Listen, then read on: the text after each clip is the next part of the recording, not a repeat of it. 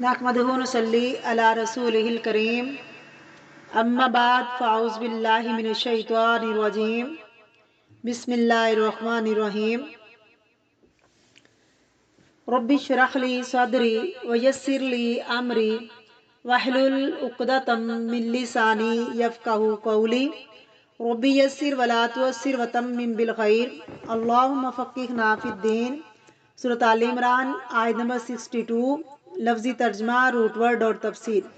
انا بے شک حاضہ یہ، لہوا البتہ وہ، القصص قصے ہیں، الحق حق سچے، وما اور نہیں، من الہ کوئی الہ، الا اللہ مگر اللہ تعالیٰ، وان اللہ اور بے شک اللہ تعالیٰ، لہو العزیز الحکیم البتہ وہ زبردست ہے، حکمت والا ہے۔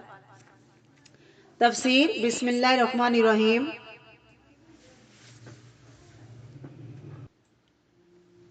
ان ھذا لہو القصص الحق، بے شک یہ بالکل سچا واقعہ ہے، سچے واقعات ہیں۔ کون سے؟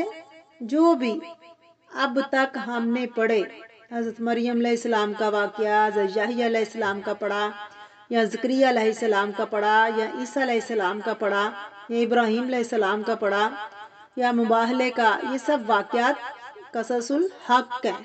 وما من الہ الا اللہ، اور خلاصہ اور نتیجہ کیا ہے کہ اس کائنات میں اللہ کے سوا کوئی حقیقی خدا نہیں، کوئی حقیقی معبود نہیں ہے، کوئی سچا الہ نہیں مگر وہ خود ہی معبود ہے۔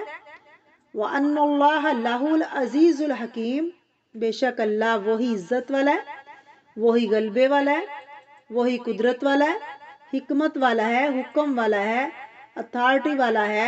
تفسیر ابن کثیر میں یہ واقعہ ہے ان کے مباہلے کا، اور یہ جو وفد آنے کے بارے میں، کیونکہ یہ جو ابتدائی آیات ان کے بارے میں تھی، تفصیل کے ساتھ اس میں ذکر ہوا ہے، اور انہوں نے ابن اسحاق سے کوٹ کیا اس کو، سیرت کی کتاب میں یہ مل جائے گا قصہ۔ تو میں تھوڑا سا بتانا چاہتی ہوں کہ ہوا کیا تھا، کیونکہ یہ قصہ ابن اسحاق نے اپنی مشہور کتاب سیرت کی کتاب میں لکھتے ہیں کہ رسول اللہ صلی اللہ علیہ وسلم کی خدمت میں نجران کے عیسائیوں کا وفد آیا، جو 7 سواروں میں مشتمل تھا۔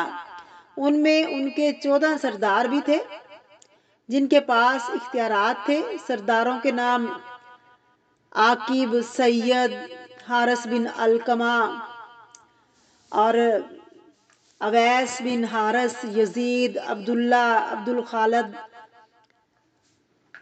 یہ خاندان کے لوگ تھے۔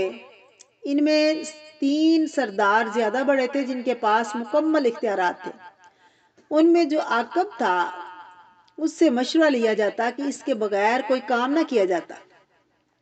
ان میں ایک رہنما سید تھا جن میں بڑا عالم تھا، اسی کے ہاتھ میں آمد و رفت کے اختیارات تھے۔ تیسرا رہنما ابو حارثہ تھا، عالم اور امام تھا، پوپ تھا، تعلیم کے اختیارات اس کے پاس تھے، تعلیم کا نگران تھا وہ، جس کا تعلق عرب کے خاندان بنو بکر سے تھا، جس کی وجہ سے وہ عیسائی ہو گیا، جس کی وجہ سے رومیوں اور اس کے بادشاہ نے بہت عظیم کی، اس کی بہت آؤ بھگت کی، قدر و منزلت کی نظر سے اس کو دیکھا گیا۔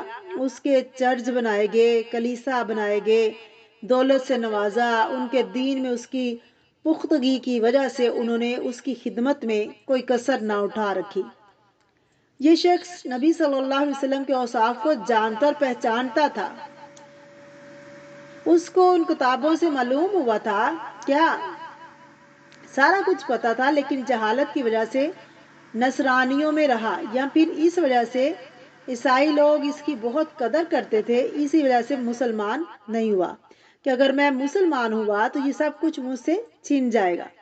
اسی لیے ایسے لوگوں کے بارے میں آتا ہے کہ وہ اللہ کی آیات کو تھوڑی قیمت پر، یعنی دنیا کے فائدے کی خاطر بیچ دیتے تھے، حقیقت کو جاننے کے باوجود اس کو ظاہر نہیں کرتے۔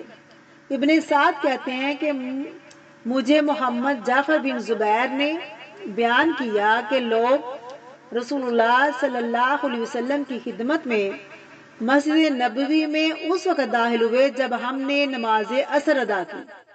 انہوں نے علماء کا لباس پہن رکھا تھا۔ ان کے یہاں خاص طور پر لباس کا اہتمام ہوتا تھا جو 2 چادروں پر مشتمل تھا۔ یہ لوگ بنو حارث بن کعب کی طرح خوبصورت تھے۔ صحابہ کرام بیان کرتے ہیں کہ ہم نے ان لوگوں کے بعد اس طرح کا کوئی وفد نہیں دیکھا۔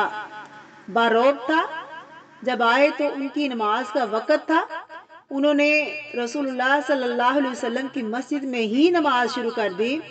رسول اللہ صلی اللہ علیہ وسلم نے فرمایا، داؤ انہیں چھوڑ دو، کچھ نہ کہو، پڑھنے دو، جو کرتے ہیں کرنے دو انہیں۔ چنانچہ انہوں نے مشرق کی طرف منہ کر کے نماز پڑھی، کیونکہ ان کا قبلہ جو تھا وہ مشرق کی طرف تھا۔ رسول اللہ صلی اللہ علیہ وسلم سے ان میں سے ابو حارثہ بن علقمہ، عاقب عبد المسیح اور سعد نے گفتگو کی۔ یہ نصرانیہ کے بادشاہ کے دین پر تھے۔ باہمی اختلاف کے باوجود کہتے کہ حضرت عیسیٰ علیہ السلام اللہ ہے یا اللہ کے بیٹے ہیں، یا کہتے کہ یہ اللہ کے تینوں میں سے تیسرے ہیں۔ اللہ رب العزت کی ذات ان کی اس طرح کی باتوں سے بہت بلند و بالا اور عرفہ اور اعلیٰ ہے۔ تو عیسیٰ علیہ السلام کے بارے میں عیسائی حضرات دلیل یہ دیتے تھے کہ آپ مردوں کو زندہ کرتے ہیں، لہٰذا آپ خدا ہیں۔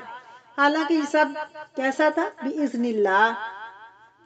جب عیسیٰ علیہ السلام کوئی بھی کام کرتے، مردوں کو زندہ کرتے یا کسی بیمار کو تندرست کرتے تو ساتھ فرماتے بِإِذْنِ اللہ، یہ اللہ کے حکم سے میں کر رہا ہوں۔ پھر اسی ابن سعید نے بہت باتوں کی آگے تفسیر کا ذکر کیا ہے، یعنی حقیقت بالکل واضح ہے۔ جب کسی عیسائی کے ساتھ گفتگو فرماتے تو آیات کو کھول کر سامنے رکھتے۔ آپ بھی جب کسی عیسائی کے ساتھ گفتگو فرمائیں تو آیات کو کھول کر سامنے رکھ لیں اور پھر ان سے بات کریں۔ تو یہ اللہ رب العزت نے واضح کر کے بتا دیا کہ عیسیٰ علیہ السلام خدا نہیں ہے۔ عیسیٰ علیہ السلام کیا ہے؟ اللہ کے نبی ہیں۔ اللہ نے ان کو نبی بنا کر بھیجا۔ صدق اللہ العظیم۔